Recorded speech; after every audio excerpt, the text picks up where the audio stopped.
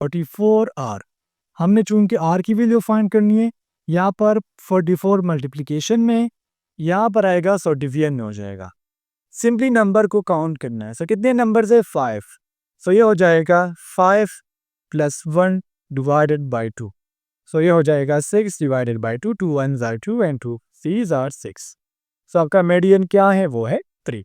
अस्सलाम वालेकुम, this is me Bilal Ahmad, और आज की इस वीडियो में इंशाल्लाह हम Pakistan air force test experience of 3 सितंबर 2025 को डिटेल के साथ कवर करेंगे। स्टूडेंट्स, बाज़ बच्चे मेरे से पूछ रहे होते हैं कि सर आप ज़्यादा MCQs ऐड किया करें। बात ऐसी है कि जितने MCQs बच्चे एक्सपीरियंस में शेयर करते, मेरी कोशिश होती है कि वही MCQs आपके साथ शेयर करूं ताकि आपको पता लगे कि पेपर में किस टाइप के MCQs या फिर किस टाइप के क्वेश्चंस आएंगे। आज की इस एक्सपीरियंस में इंशाल्लाह हम 18 एक्सपीरियंस के MCQs डिटेल के साथ डिस्कस करेंगे। चलिए आइए अपने वीडियो को start. MCQs, which one has no mass and no charge. आपको पता है कि प्रोटॉन पर अगर सपोज करें हम कहें कि इसका मास नहीं है, तो इस पर चार्ज तो है ना। कौन सा चार्ज है? Positive charge. अगर हम न्यूट्रॉन की बात करें तो आप कहेंगे सर न्यूट्रॉन न्यूट्रल है, लेकिन न्यूट्रॉन का अपना मास है, तो हम कहेंगे न्यूट्रॉन का मास है, न्यूट्रॉन भी नहीं हो सकता। अगर हम इलेक्ट्रॉन की बात करें तो इलेक्ट्रॉन का मास भी है और चार्ज भी है, लेकिन यहाँ पर अगर हम फोटोन की बात करें तो फोटोन पर ना तो चार्ज है ना इसका मास होता। फोटोन है क्या? These are the quantum of light. Note करते जाइएगा। इस पर मास इसका 0, चार्ज इसका 0, दोनों 0 है। अच्छा, यहाँ पर बाज़ औक़ात MCQs आता है कि फोटोन की स्पीड क्या है। फोटोन हमेशा याद रखना है आपने कि स्पीड ऑफ लाइट के साथ मूव करता है। स्पीड ऑफ लाइट क्या है? हमने कहा था कि वो 3 × 10⁸ मीटर पर सेकंड।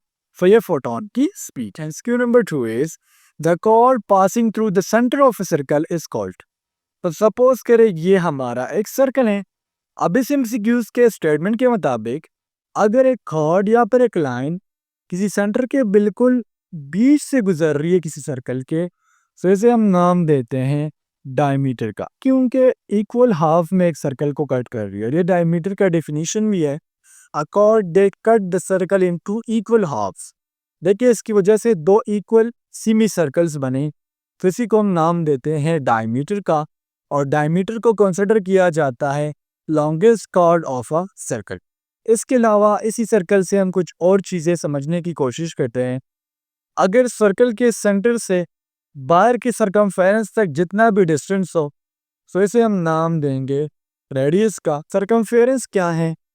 इस सर्कल का इर्द गिर्द का जितना भी डिस्टेंस है ये कहलाता है सरकमफेरेंस। सरकमफेरेंस का फॉर्मूला निहायत ही ज़रूरी है। मैं सिंपल लिखूंगा CT के सरकमफेरेंस मुराद होगा मेरा, और ये हमारे पास 2πr के बराबर होता है, या फिर आप इसे C = πd के बराबर भी लिख सकते हो। एक पाई की जो वैल्यू है ये आपको पता होना चाहिए, वो है 3.1416, और पाई किसके बराबर हैं? पाई आपके बराबर हैं 22/7। Question number 3 is if the sum of 2 angles is 180 it is called. अगर हम 2 एंगल्स को आपस में ऐड करें, उसका सम हमारे पास 180 डिग्री आ जाए, सम कहते हैं कि हमारे पास सप्लीमेंट्री एंगल है। अगर हम 2 एंगल्स को आपस में ऐड करें, उसका सम 90 आ जाए, तो ये कहलाता है कॉम्प्लीमेंट्री एंगल। अब सप्लीमेंट्री एंगल ज़रूरी नहीं है कि 90 होगा, ये 120 60 भी हो सकता है, ये 140 + 40 भी हो सकता है। सप्लीमेंट्री में 60 + 30 भी पॉसिबल है। राइट एंगल क्या है? अगर एक एंगल 90 डिग्री के बराबर है, तो ये राइट एंगल कहलाता है। रिफ्लेक्सिव एंगल मेरे ख्याल से 270 डिग्री का जो एंगल है वो रिफ्लेक्सिव एंगल होता है। ये अपने लिए स्टूडेंट्स प्लीज कंफर्म कर लीजिएगा मेरे जहन में इस time. Question number 4 is X rays are similar in nature to. वैसे तो एक्स रेज डिफरेंट चीज़ों के साथ मुशाबिहत रखती हैं, यहाँ पर मैं 4 चीज़ें ऐसे बताता हूँ जिसके साथ एक्स रेज मुशाबिहत रखती हैं। फर्स्ट वन यहाँ पर जिस तरह दिया गया है, लाइट वेव्स। सेकंड इसके अलावा radio waves. Third one is microwaves. Fourth one is गेमा रेस। 3 ये हो गए और एक लाइट वेव्स। इन चारों में से कोई भी ऑप्शन आपको मिले तो उसके साथ एक्स-रे मुशाबहत रखती है और एक्स-रे के ऊपर चार्ज भी नहीं होता और इसका मैस भी नहीं होता। 5 is she is good blank mathematics. So previous video में स्टूडेंट्स मैंने आपको बताया था कि जितने भी सब्जेक्ट्स दिए जाए, चाहे वो मैथ हो, फिजिक्स हो, केमिस्ट्री हो, बायो हो, सो उधर हम हमेशा प्रीपोजिशन एट का यूज़ करते हैं। और एट प्रीपोजिशन के यूजेस में प्रीवियस वीडियो में बता चुका हूँ, यहाँ पर दोबारा बता देता हूँ। एट को हम प्लेस के साथ यूज़ करते हैं, टाइम के साथ यूज़ करते हैं, टारगेट के साथ यूज़ करते हैं और रेट के साथ भी हम एट को use. Question number 6 is what will come next in the following series. अब यहाँ पर आपने जस्ट करना क्या है, पहले आपने 3 के साथ मल्टीप्लाई करना है, देन 2 के साथ मल्टीप्लाई करना। 2 by 3 6, 6 by 2 12, 12 by 3 36, by 2 72, multiply by 3 216। अब हम 216 तो क्या करेंगे, 2 के साथ मल्टीप्लाई करेंगे, so 2 6 are 12, 2 1 are 2, ये हो जाएगा 3 and 2 2 are 4, so आपका आंसर आ जाएगा 4 3। Question number 7 is the speed of sound is maximum in। So students, अगर आप लोगों ने मेरी प्रीवियस वीडियो देखी हो तो वहाँ पर मैंने आपको कुछ वैल्यूज़ बताई थी, साथ साथ मैंने आपको वो चीज़ें बताई थी जिसके ऊपर स्पीड ऑफ साउंड डिपेंड करता है। सो स्पीड ऑफ साउंड मैंने आपको कलेक्टिवली 4 चीज़ें बताई थी जिस पर ये डिपेंड करता है, जिसमें मैंने आपको medium, elasticity of the medium, density and temperature of the medium, इन 4 चीज़ों के ऊपर स्पीड ऑफ साउंड डिपेंड करता है। फिर मैंने आपको 3 चीज़ों में, देखिए मीडियम आपके कलेक्टिवली 3 है ना, सॉलिड है, लिक्विड है एंड गैस है।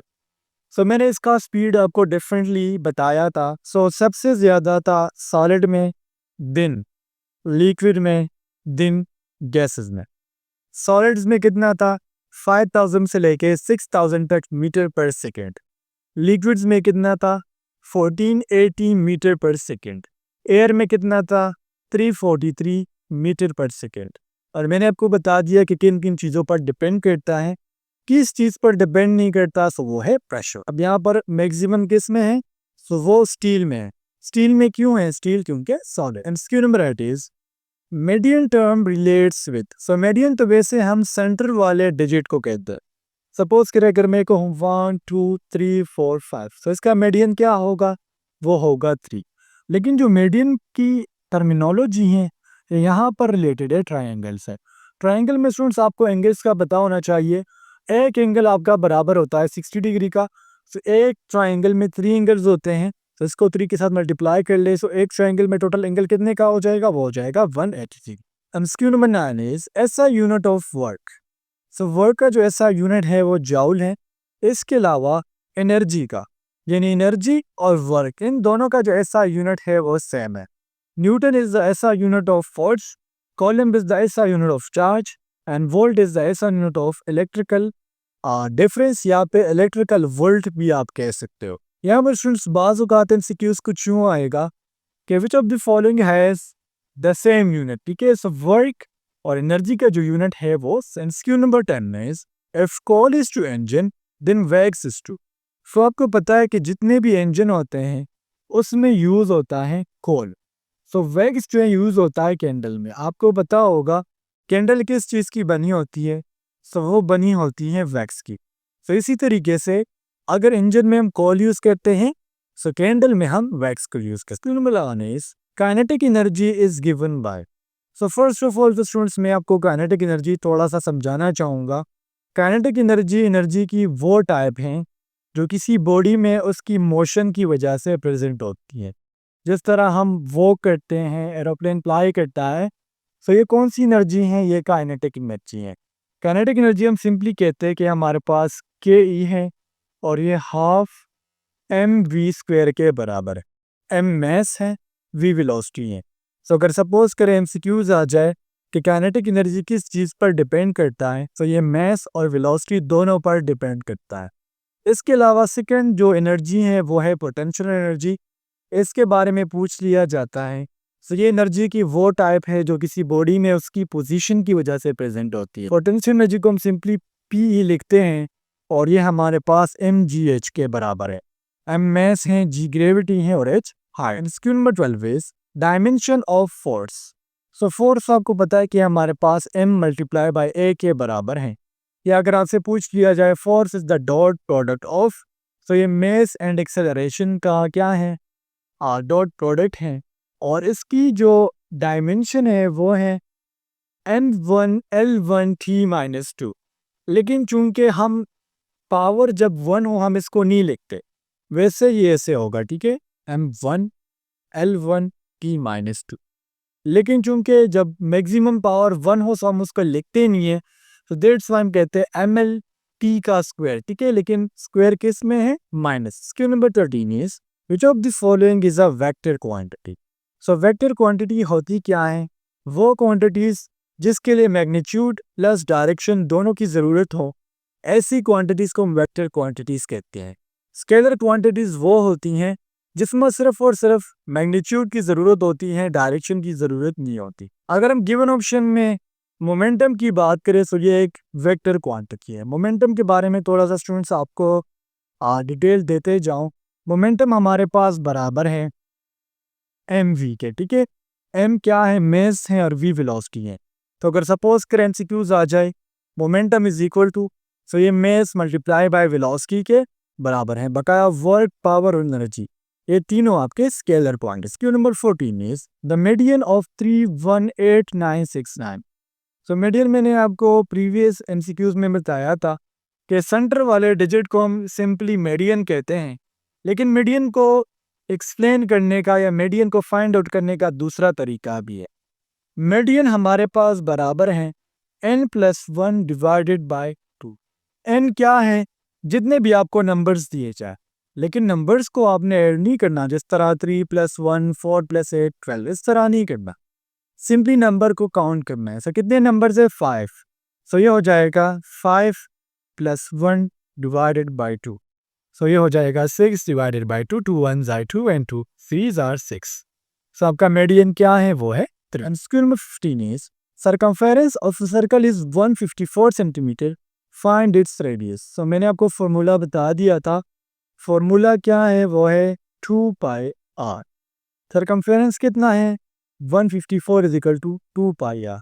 मैंने 154 क्यों लिखा, क्योंकि सर्कमफेरेंस हमारे पास 2 पाई आर के बराबर होता है। स्टूडेंट्स मेरे पास जगह कम है, सो आप साथ साथ नोट करते जाइएगा। सो हम इसको सिंपल लिख लेंगे, 154 is equal to 2 multiply with pi multiply by r. अब यहाँ पर हम बेसिकली वैल्यूज पुट करेंगे। सो 154 अपनी जगह आ जाएगा, इज इक्वल टू 2 मल्टीप्लाई, पाई की वैल्यू मैंने आपको बताई थी, क्या थी, 22/7 मल्टीप्लाई विद आर। सो मैं यहाँ पर ये मिटा रहा हूँ, अपने पास नोट कर लीजिएगा। तो ये हो जाएगा 154 इज इक्वल टू, जब 2 को हम 22 से मल्टीप्लाई करेंगे तो ये हो जाएगा 44 multiply by divided by 7 multiply with r. अब यहाँ पर चूंकि हमने वैल्यू फाइंड करनी है आर की, सो हम यहाँ पर 7 को कैंसल आउट करेंगे। सो कैसे कैंसल आउट करेंगे, जब हम इसको हम दोनों साइड्स के साथ मल्टीप्लाई करेंगे। तो यहाँ भी 7 के साथ मल्टीप्लाई कर लेंगे, यहाँ भी 7 के साथ मल्टीप्लाई कर लेंगे, 7 7 के साथ कैंसिल हो जाएगा। 7 को जब आप 154 के साथ मल्टीप्लाई करोगे, सो ये आ जाएगा 1078 इज इक्वल टू 44 आर। हमने चूंकि आर की वैल्यू फाइंड करनी है, यहाँ पर 44 मल्टीप्लीकेशन में, यहाँ पर आएगा 100 डिवीजन में हो जाएगा। तो उसको हम 44 से डिवाइड कर लेंगे और ये हो जाएगा आर। जब 1078 को 44 के साथ डिवाइड करोगे, तो आपका आंसर आ जाएगा 24.5 सेंटीमीटर, ठीक है। यहाँ पर इसका करेक्ट ऑप्शन नहीं है। इस एमसीक्यूज की अगर समझ ना आई हो, so just drop your comment in the comment section, मैं आपको वहाँ पर डिटेल के साथ आंसर दे दूँ। Q number 16 is the company is insured blank loss blank fine. तो देखिए इंश्योर्ड, इंश्योर्ड यहाँ पर बेसिकली इंश्योरेंस की तरफ इशारा है। तो ये हो जाएगा अगेंस्ट एंड फ्रॉम। देखिए अगेंस्ट लॉस, अब लॉस का ये कंपनी से लेंगे क्या, इंश्योरेंस लेंगे, जिस कंपनी के साथ इन लोगों ने इंश्योरेंस किया था। The company is insured against loss from first. Number 17 is which one is different from the rest. Again 4 option दिए गए हैं, एक आपने ऐसा चूज करना है जो बकाया से डिफरेंट है। यहाँ पर स्पाइडर डिफरेंट है, क्यों डिफरेंट है, स्टूडेंट्स अगर आपने स्नेल और टर्टल को देखा हो ना, इसके बैक पर आपको प्रोटेक्शन मिलेगा, एक डाल मिलेगा, लेकिन स्पाइडर के पास वो प्रोटेक्शन नहीं होता। तो दैट्स वाई स्नेल और टर्टल यहाँ पर सेम है, जबकि स्पाइडर यहाँ पर डिफरेंट है। The last MCQs of today's experience, the unit of magnetic flux. So magnetic flux के लिए 2 यूनिट्स यूज किए जाते हैं, वेबर और टेस्ला। ये दोनों मैग्नेटिक फ्लक्स के यूनिट हैं। हेनरी यूनिट है इलेक्ट्रिकल इंडक्टेंस का, और column is the SI unit of charge. So students, ये था आप लोगों का आज का एक्सपीरियंस। उम्मीद करता हूँ आपको तमाम एमसीक्यूज क्लियर हुए होंगे। कोई कंफ्यूजन हो, just drop your question in the comment section, मैं आपको आंसर लाजमी दूंगा। नेक्स्ट वीडियो में मिलते हैं। अल्लाह हाफिज़।